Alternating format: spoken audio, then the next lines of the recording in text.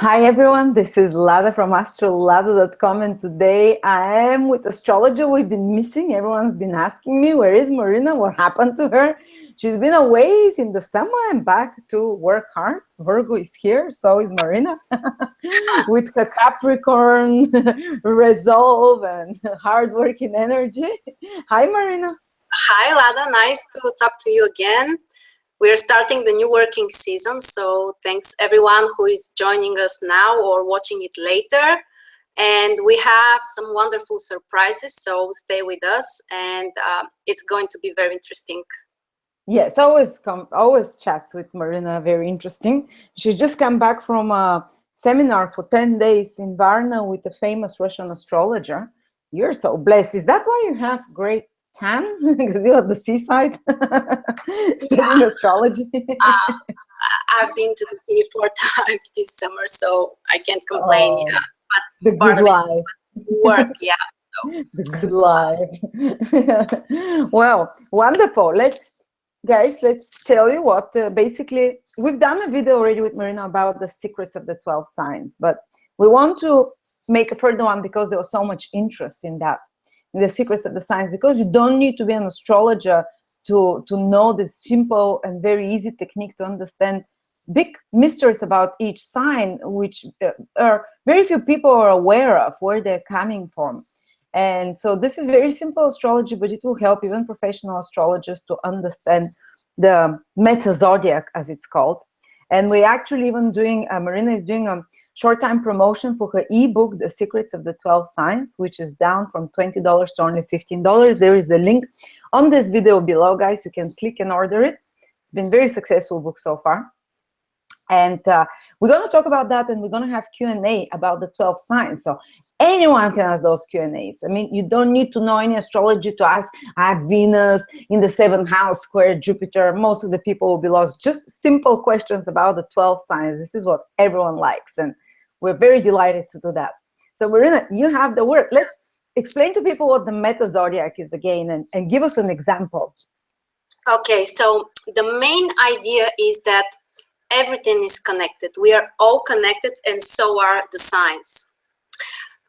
In our cases, for example, you are an Aries, I'm a Capricorn, but at the same time, we have all of the 12 energies, you know, all of the zodiac, all of the 12 zodiac signs affecting us, but in a different way. And here, the main idea is to understand how actually we can combine the influence of all of these signs and in which areas specifically they're affecting us, because it can help us to understand better ourselves from a psychological point of view, of course, but also it is related with some concrete events or circumstances in different life areas. So the starting point here is to understand that everything is connected. We are all connected, so are the 12 signs.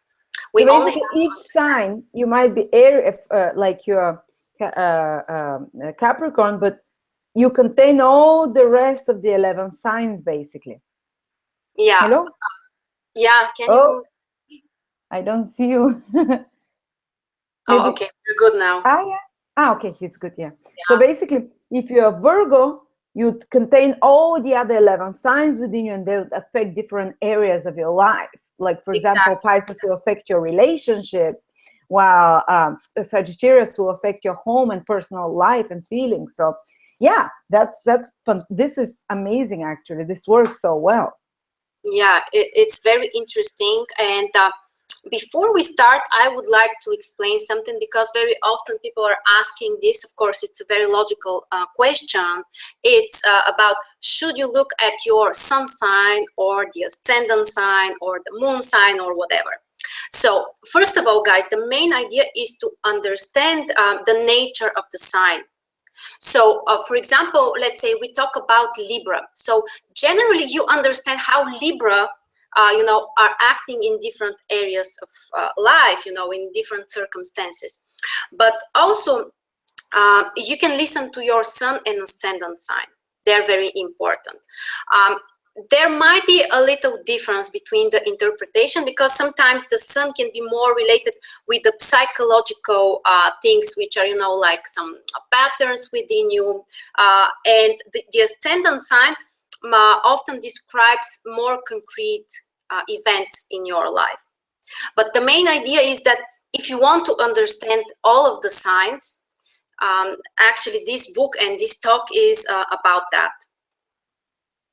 And each 12 facets of and faces of each sign contains the other signs. Yes. Yeah, that's the main idea. So you can listen to your sun and ascendant sign. They're both accurate for you. And you can listen to all of the other signs, because sometimes, you know, you just start to feel better the energy of the signs, especially for those who are interested in learning astrology themselves. This can be really helpful, because in order to be able, you know, to analyze the chart, you have to feel it. Not only, you know, to understand it with your mind, but also to feel it. Mm-hmm. So that's what we are trying to do today. And, you know, with our, with the book, with your classes that you're having about the signs, that's the main idea. Oh yeah, the book is part of the classes. So whoever gets the classes. But can you tell us, can you give us an example how the Meta Zodiac works through the 12 signs? For each sign, look at one house, for example, for each sign. So guys, listen to your ascendant sign and to your sun sign and even to your moon sign. Yeah, so first you have to know a little bit about the meaning of each house. And it doesn't need to be something complicated, you know, only some simple words can help you. Of course, we're including that in the book. So, for example, first house, or the ascendant, the sun sign, it's about your personality, your behavior, the first impression that people get when they get in contact with you. Second house is about the energy that can help you to recharge. Of course, it includes all kinds of resources like money and other material stuff. Third house is about the communication, how you contact with others on a daily basis, you know, not like the very first contact, but more like the contacts with people that you meet on a daily basis at work, with your neighbors, and so on. And friends that call you on the phone, how you talk to them, the mailman. Are you an asshole to them, or are you friendly, overly friendly, inviting them over?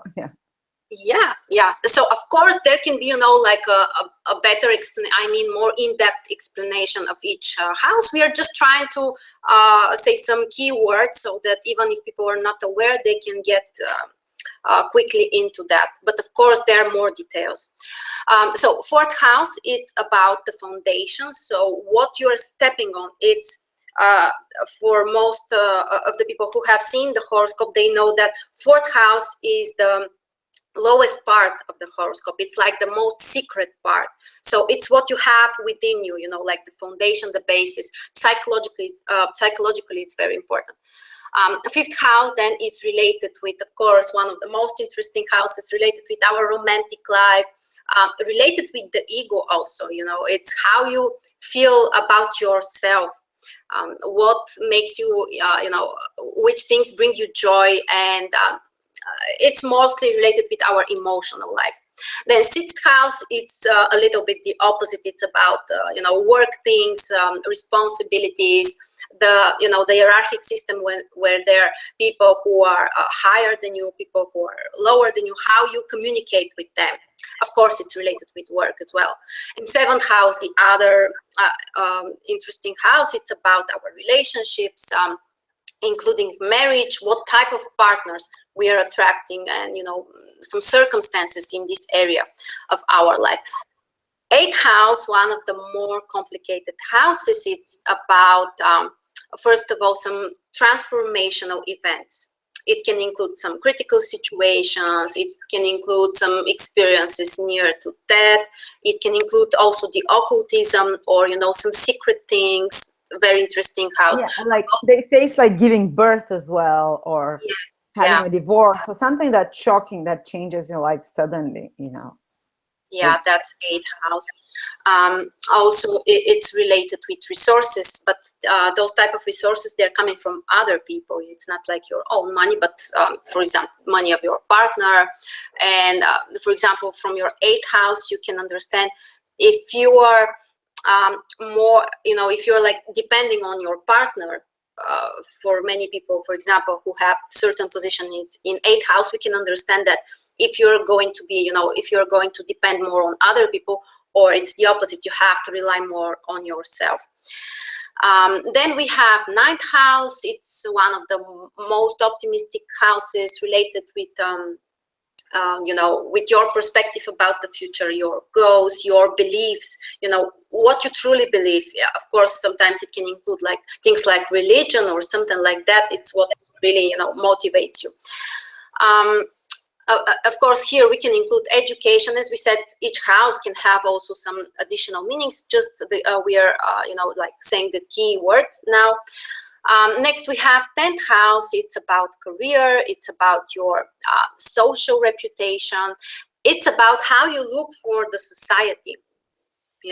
What's your behavior? What's the outer form of everything that you do, including, of your some kind of personal activities. Then we have 11th house, which is about communities, some groups of people. Also, it's the house related with ideals. 9th house and 11th house, they have something in common, and they're both very future oriented. Yeah, they're both future oriented, but 11th house is more about the ideals. What you truly find to be really, like so important. The difference is that with 9th house, it's about your goals, because sometimes you may have certain ideals which are described by 11th house, but it doesn't mean that they're your personal goals, because the goals we can see in 9th house. But they're definitely similar in a certain way. And finally, 12th house, which is one of the most interesting and complicated houses. It's like the inner treasure that you have. One of the interpretations is that it's, like how you act when you're on your own, when you're isolated, what can really motivate you to start doing something. It's like the pure source of the energy, which can manifest in 1st house. So you always have to check the previous sign before your sign, because it can tell you a lot about yourself and your motivation, what motivates you to start doing certain things. So, these are just the basic things about the 12th house. And if you know only these few keywords, you can actually understand a lot about yourself, about your own sign, or for example, how you can motivate your child to do something. For example, if you have some issues, or for example, the learning process, many things we can understand only by that. Wonderful. Example for one house for each sign, and I'm going to draw the signs here. Yeah, sure. Well, maybe I thought that maybe we can talk about 3rd house, because it's one of the not so popular houses, and yeah, I think that it's a good starting point. 3rd house, as we said, is how you communicate with others, how on a daily basis. The people that you're surrounded with, like neighbors, how you how you act when you're surrounded with your neighbors or brothers and sisters, or people they can be friends, but these are not the closest friends to you. These are not your like dearest friends. These are more like people you can meet one day, but then you may not meet for a long time, and it's okay. That's what is 3rd house. Okay, so how you're in social situations normally. Yeah, because actually it's how you connect with others. In nowadays, actually, it includes all kinds of social medias, because it's also a way to interact with others. So yeah. Oh, so someone that visit 3rd house might have 5 Facebook accounts. But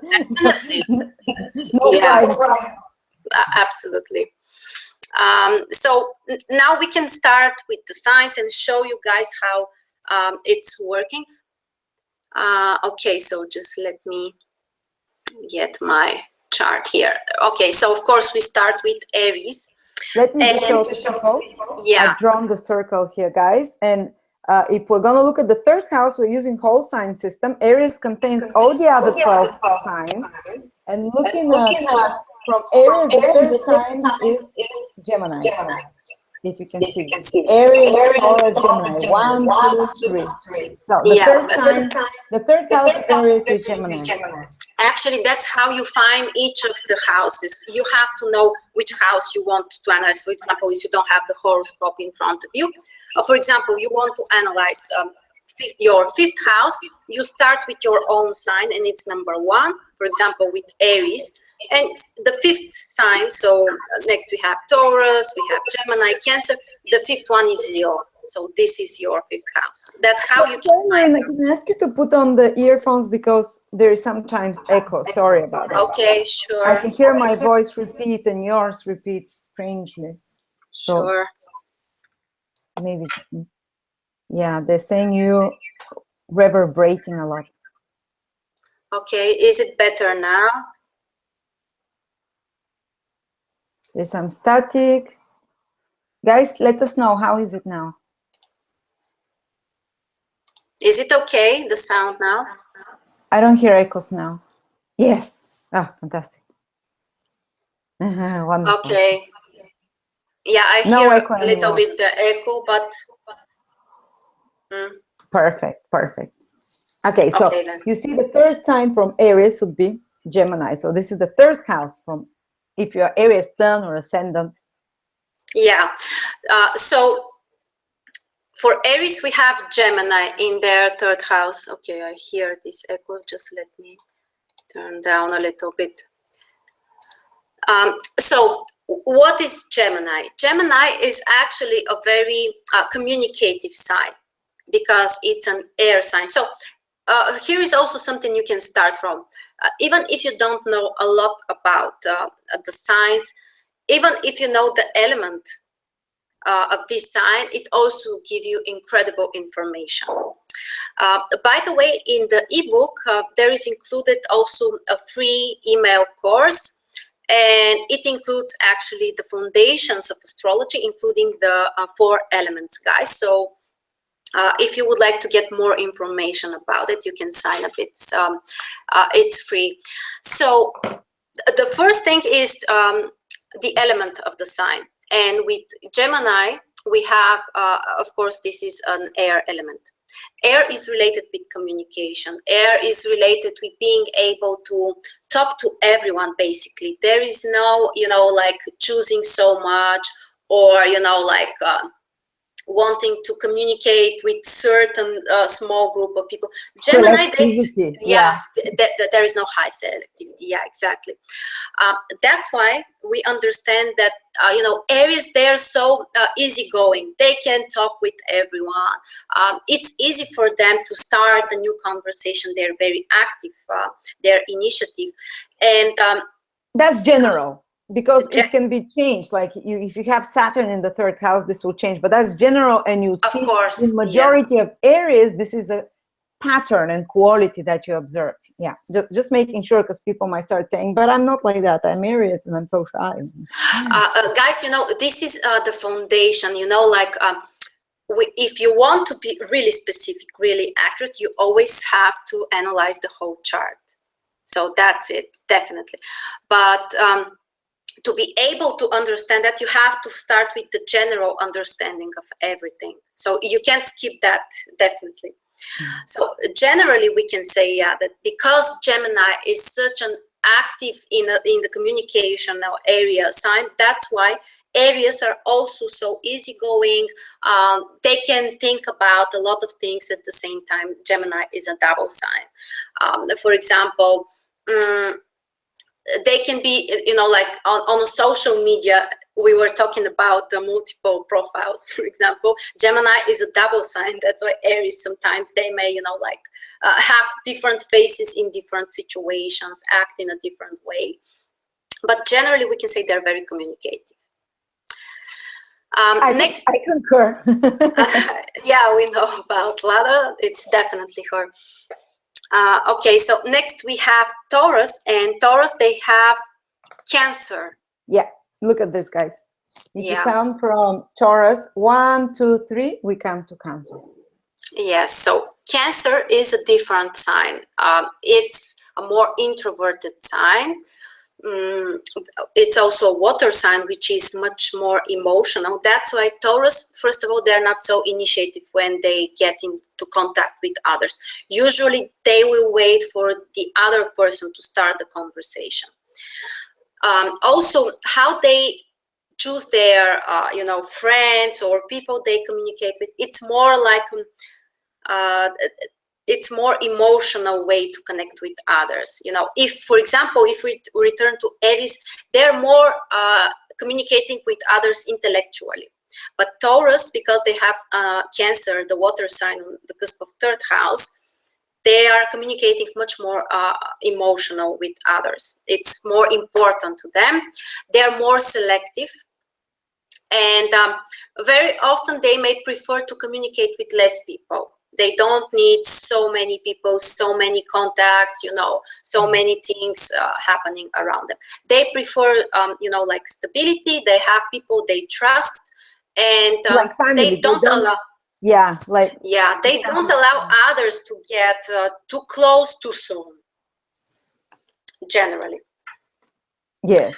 Okay, so next we have Gemini, and Gemini, they have Leo in their third house. Now, this is very interesting because Leo is the sign which shows where you can show your full potential, which is the area which can bring you a lot of joy, which can help you to truly express yourself, your talents, everything. Gemini have Leo in their third house. That's why they're so communicative. Here we can start to understand the nature of each sign, because we all know, Gemini, they're so communicative. They talk with people. They're very friendly. They get into contact easily. The reason is because they have Leo in third house. The sign of joy. Their true nature. Yeah, and they also, whatever Leo is, you find you're like a child. You enjoy doing this so much. And that's, and you say whatever Leo is, it's your ego is very strongly, and you're very proud of that. You're proud of your communicative skills, of your ability to connect, to think, to work in small groups, to all this Gemini stuff. Yeah. Yes, and again, we have to remember it's a fire sign. It's very active sign. That's why Gemini can be the one who initiates this contact with others. Oh yeah, they do that. Yeah, they definitely do. All right, next we have Cancer, and Cancer have Virgo in their third house. Now, Virgo is... If you count from Cancer, 1, 2, 3, we come to Virgo. So their communication house is Virgo. Yeah, so Virgo... want to make it very easy for everyone who doesn't know astrology. Yeah, of course. Virgo is an earth sign. The earth signs, they always keep some kind of barrier. You don't, you can't just come into them and, be very aggressive, because they need that barrier. So that's why we can understand why Cancer are not so, need some time before they can get in touch with someone, before they allow someone to get close to them. Also, they're not so initiative. They wait. They need some time. They're very selective. Virgo is selective now. Yeah, Virgo is very selective. Who they let in, they're critical. They might be observing. Yeah, and sometimes they may notice a lot of details. So you may think Cancer, they're so emotional. All they think is about dreams. They're not here, but because of this Virgo in third house, sometimes they may notice some small details, and actually they might be very practical when it comes. When it comes to contacting with others, they may have a very accurate judgments about others. And people say, oh, that's the intuition, it's Cancer, but it's actually the third house of the mind. How you see things, how you think, it's very practical, down to earth, and notices details. Yeah, so of course it's a combination, but that's one of the reasons. Yeah, sure. Now, next we have Leo, and Leo have Libra in their third house. So Libra is an air sign, which means it's an active sign. Leo can initiate the contact. They can get easily, they love to be surrounded by others. But Libra is also a selective sign because it's ruled by Venus. Venus is about emotions, what you like, what you love. That's why Leo, they can't communicate with everyone, They have to like you, to let you get close to them, to let you around them. Also, Leo, they enjoy to be surrounded, but in most of the cases, they need, like a small audience, because then they can, they can shine more. Because Libra is a sign, it's not like, Aquarius, for example, where we have lots of people. You need a few people, but they, you have to like them, really. Mm-hmm. Also, and probably they like to be around beautiful people as well. Yeah, sure. Yeah. And it's about, and people that please them, like Libra. People that not like contradict them, but they'll be like, very polite and nice to them. So exactly, that's what Libra is. Yeah. Okay, next we have Virgo, and here is something interesting again. Yes. For Virgo, the third house is 1, 2, 3, Scorpio. Yes, and you know how Virgo are so well known for their analytical way of thinking, how they can notice everything, sometimes how critical they can be. One of the main reasons is because they have Scorpio in third house. So Scorpio is the sign which can can see behind the visible things. Sometimes they can feel something, and it helps Virgo to be able to notice everything. Sometimes we have to admit that sometimes they might be more focused on the negative things because of this Scorpio in their third house. So of course they'll be like, I smell something foul, I don't trust you. Yeah. And Scorpio is not, because it's ruled by Mars, one of the planets. I don't think it's afraid to speak out things if it's upset about something with a sting. They can, with their words, because third house is your words, they can be like, use a sting, Virgos. That's why they're known to saying critical things that might hurt and bite you. Yes, exactly. And also Scorpio is a sign which won't allow many people to come close. That's why Virgo, they also have this kind of a barrier, and you have to be very careful if you want to get close to them. It's not easy and it's not fast. You need to pass the Scorpio test of the third house. Absolutely. Yeah, for sure. Okay, next we have Libra, and Libra, they have Sagittarius in third house. Yeah. That's a very positive combination. First of all, Sagittarius is a fire sign, which makes it more active, more extroverted. That's why Libra, they can contact others. They love actually to initiate the conversation. It also makes them more, like high selective. They wouldn't like to communicate with everyone. They love to be surrounded by people who have a, like high social state, who are successful, who in some way will can help them, for example, or can support them, because that's what Sagittarius is all about, actually. Libra, they may have lots of contacts because Sagittarius is a sign which brings abundance. It's ruled by Jupiter, so they may have lots of friends, and usually they like them, and they may have very harmonious communication with the people they are communicating on a daily basis.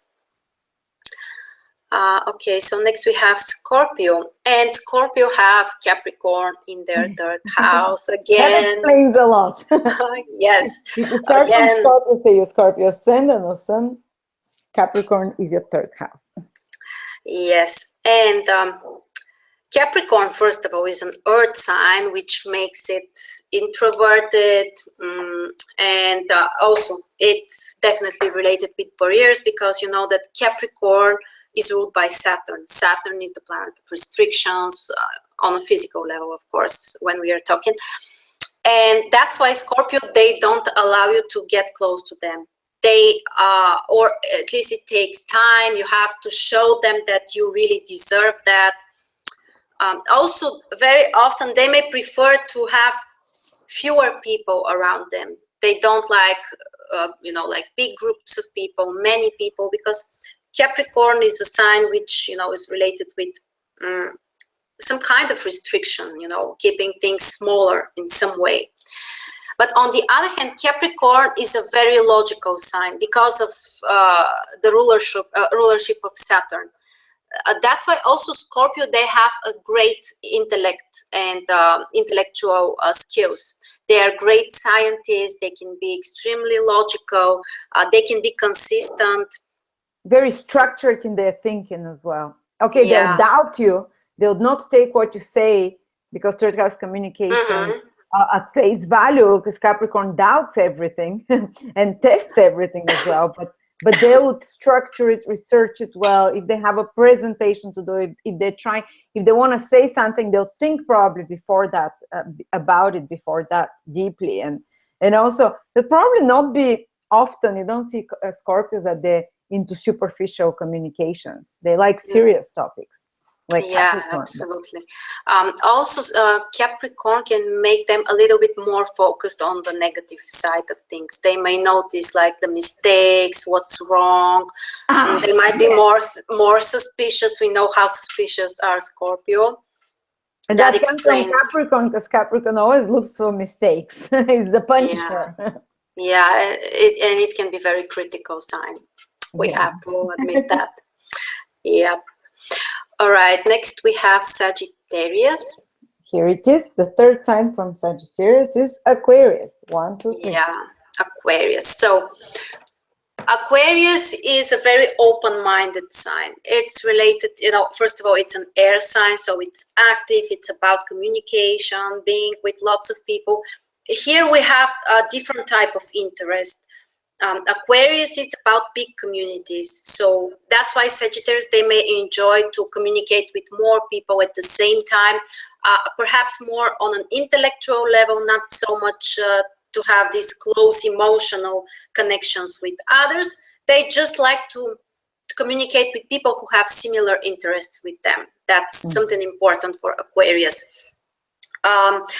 Aquarius is also a sign which is related with innovations, new things, extraordinary approach. That's why Sagittarius may have a very interesting way of thinking.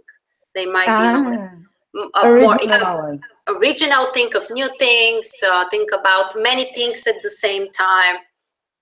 And, but also Aquarius is known as the sign that doesn't speak out its truth, doesn't mind to shock people. Absolutely. So Sagittarius are known for their foot in the mouth.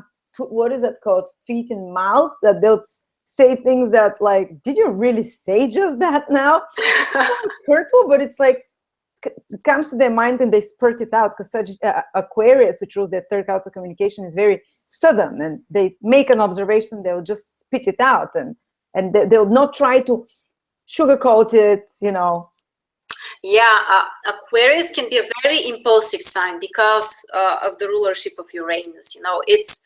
Uranus is the planet that brings all kinds of impulses. That's why the place where you have Uranus, the place in your horoscope where you have Aquarius, this is the area of your life where you can act in a very strange way. You can act very impulsively. You may enjoy to surprise others, to do some shock them. Yes. Yeah, for sure. Okay, so next we have Capricorn. Yes, Capricorn. If you have Capricorn rising or sun, the third house will be 1, 2, 3 Pisces. Pisces, yes. So Pisces is a water sign. It makes it introverted. So Capricorn are not very initiative when it comes to communicating with others and starting, the conversation. Sometimes, it's an emotional sign because it's a water sign. That's why Capricorn, they need to have an emotional connection with the people they're communicating on a daily basis. Sometimes it can make them, also it can bring some kind of, imagination, intuition, and they might be very compassionate about people. sometimes because of these Pisces in their third house. So yeah, that's an interesting combination. And also Pisces is a sign which is which explains why Capricorn, they don't like also to communicate with many people at the same time. It's a mute sign. In astrology, Pisces is a fish. Fish don't speak. Yeah. They keep quiet. Yeah, also, but if you start to communicate with someone, you have to,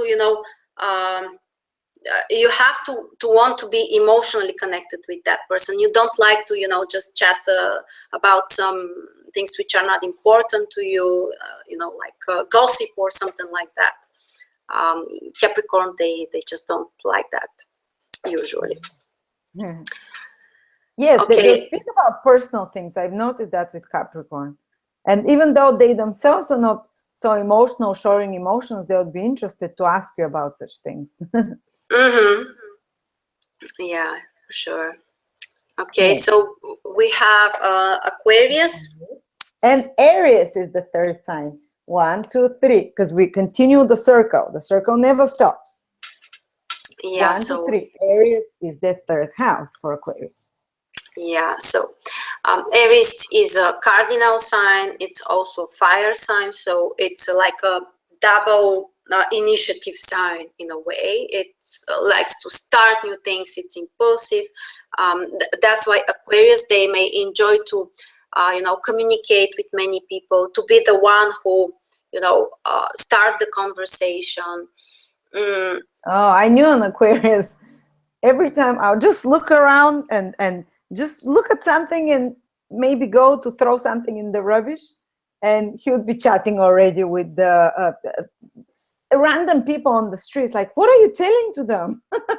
Like people at the shop assistant. Not that I'm snotty and don't want to do that, but he would be just like already randomly chatting to her. Okay.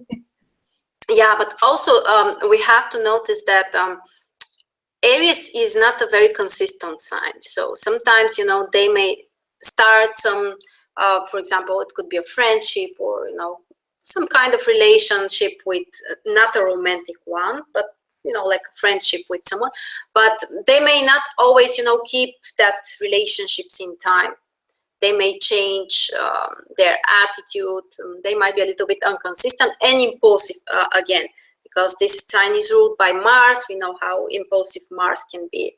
And maybe they can say stuff again that are a bit like slap. Was it? They can have a bit of a slapstick humor, as they say it, and a little bit of a sharp tongue as well. Yeah, for sure. Okay, and we have the last sign, Pisces. Yes, the third sign from Pisces is 1, 2, 3. Taurus. Yeah, so Taurus, an earth sign, a fixed sign, which makes it the most inert sign in the whole zodiac. So Pisces, they might be, they definitely don't like to initiate new contacts. It takes a lot of time for them, to allow someone to get close to them. But on the other hand, Taurus can be a very stable sign, because it's earth and fixed sign at the same time. So Pisces, they may have very stable friendships or communications with people. Again, this sign is ruled by Venus, so there is some kind of emotional element here. But this is also an earth sign, which makes it practical. So Pisces, they may have, they might be very sometimes they might be very practical when it comes to communicating with others and what should they say. Yeah, but we definitely have the emotional element here as well because of Venus rulership. Mm-hmm. And you are Cancer, Capricorn, and Pisces, your horoscope. So you must be the hardest person to talk to, initiate a chat with if you're out. Maybe you need a few drinks. Oh, yeah. I can be very passive sometimes, I just don't like to start this, to put all the barriers off and just, it takes time, definitely. But, it helps when you're able to understand yourself better, because then you stop to, you know, force yourself to do some things which are not natural to you. Absolutely. You have to, you know, stay true to your nature. Of course, there are some things which you should work on, but there are some things which you have to accept in yourself. It just, life becomes easier and, you know, better. What with if that. it's something like me? Oh, you know, my moon is Leo, my sun is Aries, ascendant Aquarius. So the third house is all masculine signs, but say, what if I'm very shy? How do I have to push myself to be more outgoing with people in communications? First of all, we have to look at the whole chart in order to be able, you know, to combine all of that. But sometimes you have to, for example, you have to focus on the place where you have Leo. If you want to improve your confidence, Leo is the sign which can help you to do that. You know, activities related with this house, focusing more on that, it can help you to improve your confidence, for example, for people who are shy, for example. Oh, so great. So you can use the 12 signs like that as well. Say you are Virgo, and you have confidence issues. How do you improve those? Because Leo falls in your in your 12th house.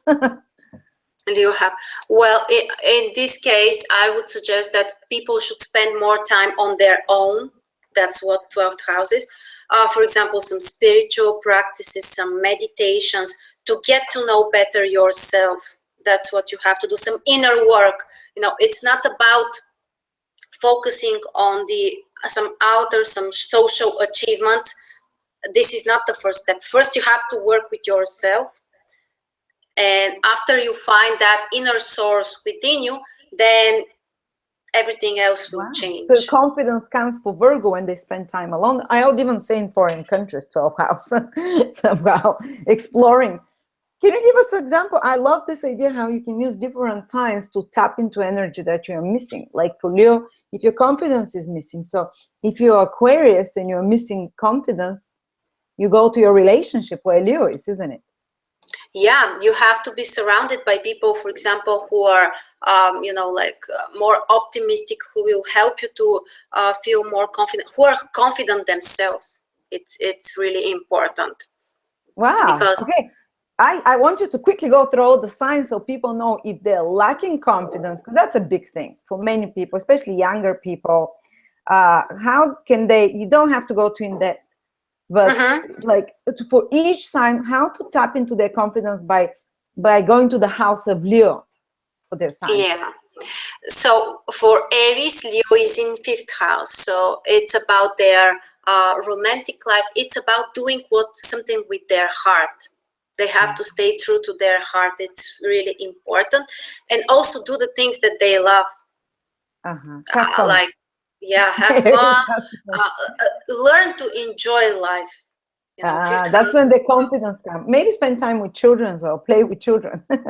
Yeah, or, sure. or have lovers. Or have a romantic time with their partner.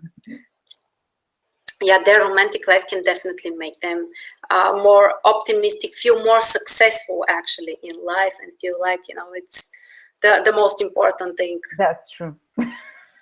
For me at least. Yeah. So would you like to continue with that, or maybe we can or we can move to the questions, because probably we have some here. Yeah, okay, let's do some questions, guys. Can you see the Q&A, the live chat?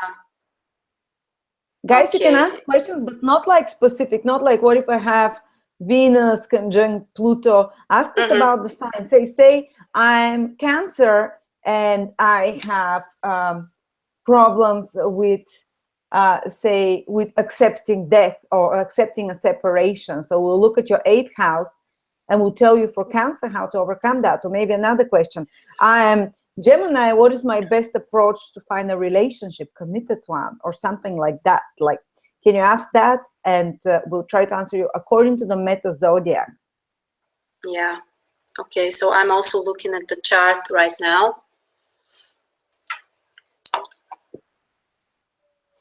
I'll ask you something. Okay, I'm Aries sun and I am can't. I want to find ways to stop bad habits. Where do I go? Which sign? Oh, that's a tough one. You know what? Bad habits. You mean like things that you love to do, but they're not so healthy? Yes. Yeah. It sounds like a Neptune thing. And for Neptune, what can help you to, control it is Saturn. Oh. Saturn and Capricorn. Well, that's what you have to do. Capricorn. Yeah. So I have to go to the house of Capricorn. Mm-hmm. Yeah. Which is, if it's my ascendant, is the 12th house. It's 12th house, yeah. So the spiritual things, the meditations. Oh, that's the thing I suck at. Meditating, spending time alone. Yeah, you have so much fire energy, and that's why you need to be active all of the time. But sometimes about this burnout syndrome. It's very typical for Aries, but actually for all of the fire signs. Yeah, and they have to learn to. I don't know how to relax. I can relax with a drink, but now I can't drink, so it's like how to relax. Sit in nature, okay, but how long can you sit in nature? Eat. Anyway, let's check the people's questions. Yeah. Choose one that you think you can answer with the meta zodiac. Give us an example. Okay. Leo. It's just moving. Okay. Okay, someone says, could you speak about the meaning of Pisces in 5th house? Okay, so if you have Pisces in 5th house, then it should be your Scorpio. Your Scorpio, yeah. 1, 2, 3, 4, 5. Your Scorpio ascendant or Scorpio sun. Yeah, sometimes it can change depending if you have an intercepted signs, but generally, if you're not using the whole signs, yeah, then that's the unequal house system. Yeah. Pisces is a sign which can be related with some. Of course, it has like two faces, a positive one and a challenging one. Here I would like to say something interesting. About the glyph of the Pisces. They are like two fishes. Okay. Yeah. And I have read this that one, and they look in the different directions. One is facing this side, the other. It's like two different directions which are pulling you in some way. The other more interesting interpretation is that one of these fishes is dead. And it pulls you to go to the to the bottom of things. So there is there can be like two different faces of Pisces. The first one, of course, the more positive, it's a very emotional sign. So it can make you really empathic. When you're in love, you may want to devote yourself to do everything that you do, that you can do for your partner or the person you're in love with. Sometimes you may sacrifice yourself too much. The other face is the face of the victim, and sometimes people don't realize it, but they choose people who are torturing them, who are taking advantage of them. Of course, if we want an in-depth answer, we have to look at the whole horoscope, analyze many things, but generally speaking, Pisces can bring such tendencies when you are sacrificing yourself. You have this, like an unconscious destructive model of behavior. And when it's in romantic relationships, when it is in 5th house, yeah, it can affect your romantic life, the people you fall in love with. That's very Scorpio. They're like in romantic relationship. They'll be so, Romeo and Juliet. Yeah, there is, Pisces is a sign which very often enjoys the pain. It's strange. Scorpio is the other sign which can do that, and they are connected in some way. Scorpio, they have Pisces in their 5th house, so it's about their romantic life. Usually there is some kind of drama for Scorpio. It's very typical. And yeah, Pisces in 5th house can bring this, you know, victims, sacrifices, complicated situations. Yeah. Or you can fall in love with artists, drunkards, ambivalent people that are... yeah, usually these things, they are all connected. Yeah. Very often. Someone says I have 4 planets in Taurus. What is my best way to become more flexible and produce fun? That's how they connected. If it's about producing funds, then it would be the 2nd house. And Gemini, it's also flexibility. Yeah, well, being flexible, it's a very complicated quality, because you have to analyze a lot of things in your horoscope, starting from the dominant element in your horoscope. Then the configuration of the planets is extremely important. For example, people who have rectangle figures, they are not so flexible. Also, it's important the sign of and the position, of course, of your moon. All of these indications can show you how flexible you can be. And guys, sometimes, you know, you have to accept who you are. You know, if you have such a strong Taurus energy, if you have a strong Saturn, for example, the moon is also in Earth sign, you're just not such a flexible person. But you have to focus on the positive side. You can be much more stable. Yeah, it may take you longer time to start something, but then you can be more consistent. So focus on your positive signs, sides. Yeah. Yeah. Someone is asking here, they say your English has improved a lot. I have Leo in the 6th house. Any suggestions how to tap into confidence? But they also have Saturn there in the 6th house. So that would be a tough one. In 6th or 7th house? 6th. So their Leo confidence in the 6th, but Saturn is there. So it will be very hard to access that confidence. Saturn is a planet which requires some concrete achievements. Some things you can measure, some, you know, practical things that you have done. So if you want to improve your confidence, you need results. And practice and, you know, spending more time on the things that you do will help you to feel more and more confident. So you have to be realistic, you know. With Saturn, you have to deserve things, you know. They don't come as a gift from the fate, or, you know, like suddenly and unexpectedly without you working for them. So practice, work, and efforts, of course. And the more efforts you put, you know, guys, Saturn is such an interesting planet. We all know about the challenging side, of course, these restrictions, these difficulties, struggles. But it's also the planet of justice. You remember that Saturn is exalted in Libra. Exaltation means the, you know, the second most, you know, strongest position after Capricorn and Aquarius. It suggests that, you know, Libra is the sign which is related also with justice. So the main idea is that if you have worked really hard, if you deserve it, Saturn will give it to you.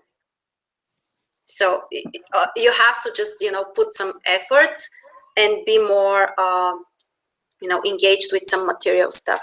And I think because the 6th house, for example, if she gets tangible results in changing her body, say working out or something, this can really improve her confidence, or changing her diet. Or the 6th house is if she gets some tangible results in her work as well. Yeah, yeah. If she feels like she's useful, she's helping others in some way, you know, like her work is important, has a meaning, it will help her to feel more confident and, you know, feel that she... you have to analyze the aspects also, because only Saturn in 6th house, it's not enough. It depends on the aspects. For example, if you have a positive aspect, this planet can support you. So that's also important. Pay attention on that. You can choose other questions. There are lots. Yeah, okay.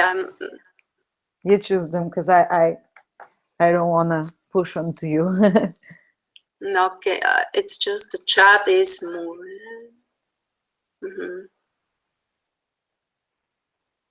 Someone says Saturn is painful. It could be, It requires discipline and work. Everything that requires discipline and work is painful. Growing up.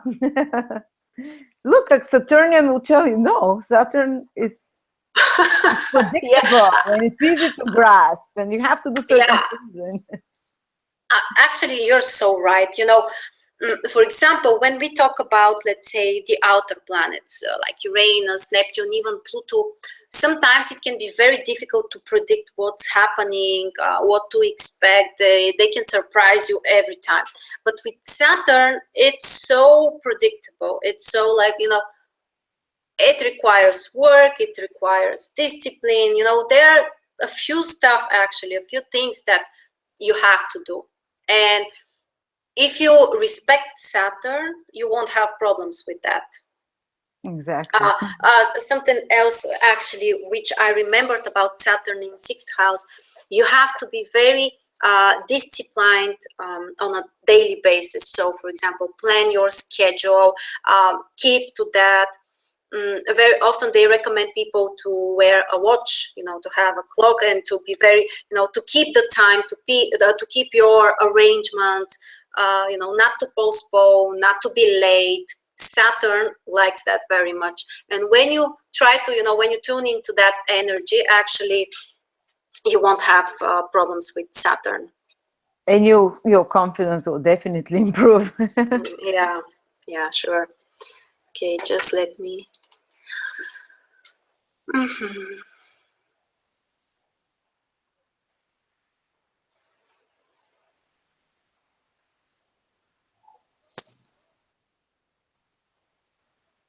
Someone says, how about Pisces in the 8th house with Saturn retro? What can you tell about that? So if Pisces in the 8th house, that would mean that they're Leo. Leo ascendant, most likely. Or Leo, yeah. Well, Saturn in 8th house can bring some very intense fears. That's the difficult side. For example, these people, they can be afraid sometimes from death or from, you know, some critical situations. Yes, that's me. I have it. Yeah, very often. All the time I think about this. The worst case scenario of any cataclysm is always, for me, you know, collapse of the economic system. I will die next year. My husband would, like, my child would, like, I'm afraid of those big things, you know, and it's horrible because sometimes you can manifest those things, but yeah, it's kind of fear of big changes in life. Yeah, and when we talk about Pisces, sometimes this might be very irrational fears. You know, they might be not logical, and it can be hard. Yeah, really, sometimes it can be hard. You have to, you know, try to think from a more logical side. You know, that's what can help you. But you know, sometimes you have to admit that. For example, to learn more about that, to find, you know, some things that will make you not so afraid of that, for example. Exactly, because it's a bit hard to get tangible results in the 8th house unless you go and flatline yourself to go see death and come back. So instead of that, study about that, research in depth, read. Something interesting about this combination, 8th house is also the energy of other people, and 8th house can show you how vulnerable you can be when you communicate with others on an energetical level, on an invisible level. I don't like this topic very much, but magic, especially, you know, black magic and these things, they are also related with 8th house, and 8th house can show you how vulnerable you are. Pisces is a very vulnerable sign, but on the other hand, Saturn is not. So Saturn in 8th house can help you to keep some kind of barrier and others may not. Not to let predators, almost like. Yeah, yeah. Of course, sometimes you may need to work on that. So, because even if you want to get someone close to you, it may take longer time. You know, you have some kind of, you know, your own barriers, but that's the positive side, that it can help you, you know, it's like a barrier. It protects you in some way. Well, that's also people with Saturn in the 8th house, they rarely can benefit materially from their spouse or from, they can't accept gifts even. They don't feel comfortable accepting gifts or accepting free time from someone, or even if they want it, they have some kind of energy around them that blocks it and they can't get it from others. Yeah, exactly.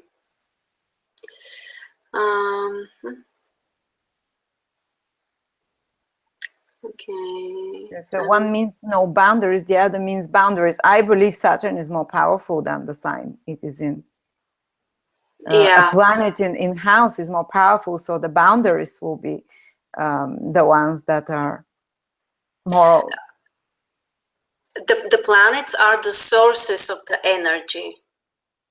So Saturn in 8th house, you know, that's where the energy comes from, not from the sign, but from the planet. Mm-hmm.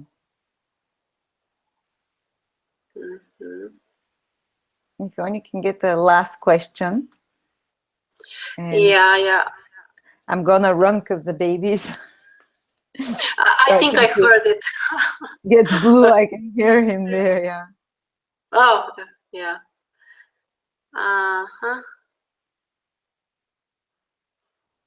Someone says, I have Saturn in the 8th. In order to get closer intimately, I need so much time. Yes, it can actually be even a sexual blockage. I was going to tell that. Yeah, exactly. It's also how we connect with others, and the sexual contact is, you know, kind of communication with someone. So Saturn in 8th house can make you look more serious on this topic. So you don't like to have these random sexual contacts with others, because it's a way of, you know, someone crossing your boundaries, and Saturn doesn't like that. So very often people with Saturn in 8th house, it's you know, interesting topic for them. Oh, it's a very difficult position, I would say. But how do you overcome that? Well, I think it requires time, and you have to find the right person. I would say this is generally the answer for most of the love questions. I think it's about finding the right person. But it doesn't push you to, yeah. Okay, so yeah, someone says 8th house in Capricorn. It can be similar to, you know, you are not so vulnerable when it comes to, you know, the influence of others energetically, and you have this like an invisible barrier. But also you don't let others help you so much.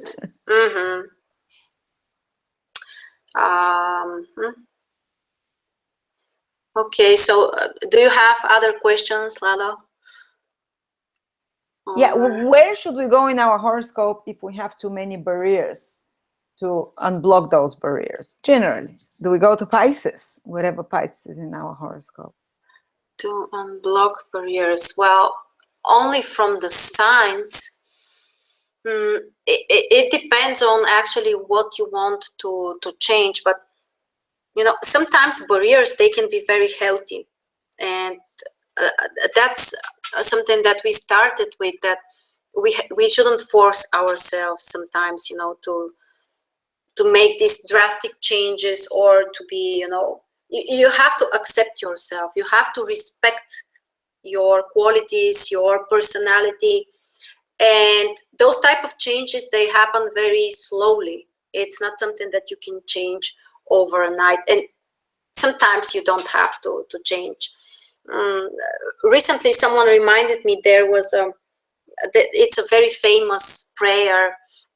The AA prayer, help me. Yeah, God, help me to release Yeah, I forgot it.